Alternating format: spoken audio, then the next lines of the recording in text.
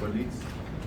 We are here to welcome the Constitutional Court judgment, and we are happy that finally the powers of the public protector have been confirmed by the Constitutional Court, that public protectors' remedial actions are binding, and that the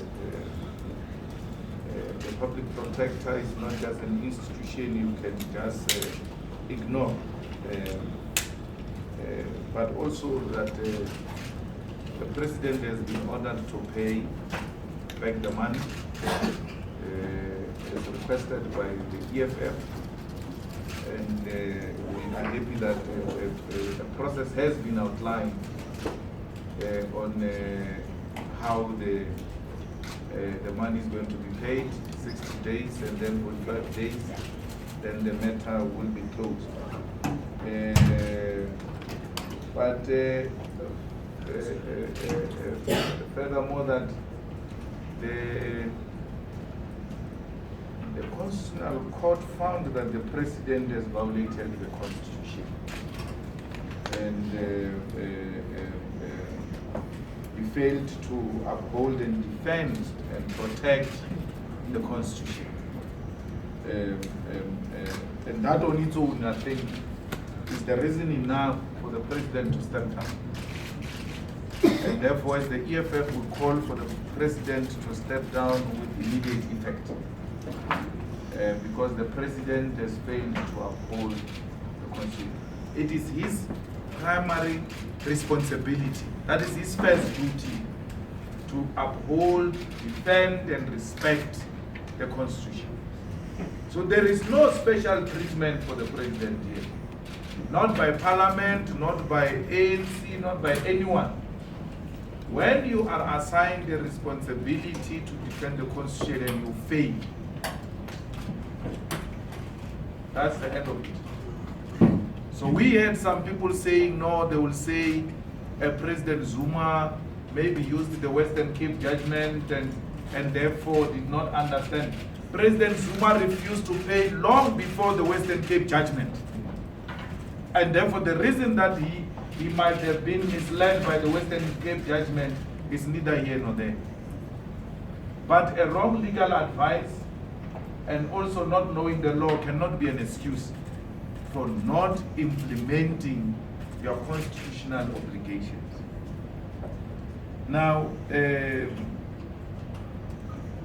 we call upon the ANC to do the right thing and to call the president. Failure to do that, we will go to Parliament and call for the impeachment of the president. And in between now and the impeachment, president will not speak in Parliament. And we'll stop him physically. We'll push him. We'll push him because President Zuma is no longer the president of the Republic of South Africa. That Constitutional Court judgment has got serious implications on Zuma's holding of that office. So we are not going to sit back and allow a situation where the continuation of the violation of the Constitution by Parliament continues. Remember, Parliament is also found to have violated the Constitution. And not only now, Parliament has been found to have violated the Constitution when it ordered police to remove us. We've got a Parliament that is permanently violating the Constitution. And by allowing Zuma to come and stand in that podium after he has been found guilty of having violated the Constitution, it will be a continuation of violation of the Constitution. So Zuma's journey ends here. That's the end of it. The case of Zuma is closed. Anyone who wants to justify any nonsense, that person will be questioning the integrity and the standing of the court. That person will be undermining the Constitutional Court. You guys must give it to the EFF. 11 judges, all of them agreed on the first point and the last point. There is 10-0. People thought we were mad. People thought we were sick. When we said we can't sit in the Nkanda committee, this is unconstitutional. All of you were there, you recorded these things. Go and replay them for the nation to know that we said that committee is unconstitutional. We cannot help them to violate the constitution. Today we are vindicated. The court says that was unconstitutional process. It was wrong to change the remedial actions of the public protector. They established the second committee. Again, we refused. The DA participated in the violation of the Constitution. That's why the DA is not an alternative, because it also violated the Constitution of the Republic of South Africa by participating in the second Nkanda committee, including to go and engage in tourism affairs by visiting the Nkanda Museum of Corruption. DA went there. When we said we're not going there, we're not participating in the second process, which is illegitimate, which is going to justify video games of the police minister. We said that. The DA, which you say is reasonable, it's reasonable. It complies with the rules of parliament. It was engaged in the violation of the Constitution of the Republic of South Africa. We refused.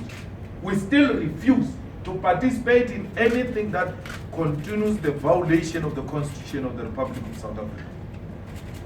All we're asking for is for South Africa to listen to us when we speak.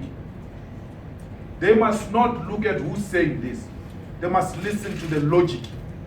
And we also ask you, the white-controlled media, to listen to us when we speak. We're not excited. We're not in a soapy. We are in a revolution. We're conducting our revolution within the confines of the Constitution. If needs be, we're not scared to engage them violently. If Zuma is going to continue to stay in office, he's leaving us with no option but to engage in a practical steps to remove him. South Africans will have to take charge now. When we went to the Constitutional Court, the DA said we are sick. The Constitutional Court will not receive us. What did the Constitutional Court say today? The first thing they clarified was, this is the right place to listen to this matter. When everybody else said they can't accept you. The DA came to join our case and then wanted to hijack it and claim it as their own. We're not in the parade of competing with the DA. That's why even today we didn't go to Constitutional Court. We don't go to things that are obvious. We only appear where it is difficult to inspire confidence and hope. But when the obvious happen, we retreat because we know this is obvious. We're not peacetime heroes like those politicians who went to line up there in the Constitutional Court, because now it was clear that no, this thing is won.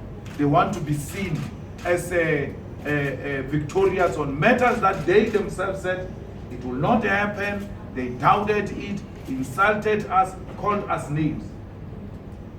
South Africa, listen to the EFF. The ANC missed that opportunity by expelling us. That this is the role we were playing in the ANC, of keeping them on track, of showing them direction and saying to them, this can be done, we have to take this direction. Now the ANC kicked us out and did not want to listen to us and gave South Africa an opportunity to hear us directly. South Africa must not make the same mistake the ANC made of not listening to us.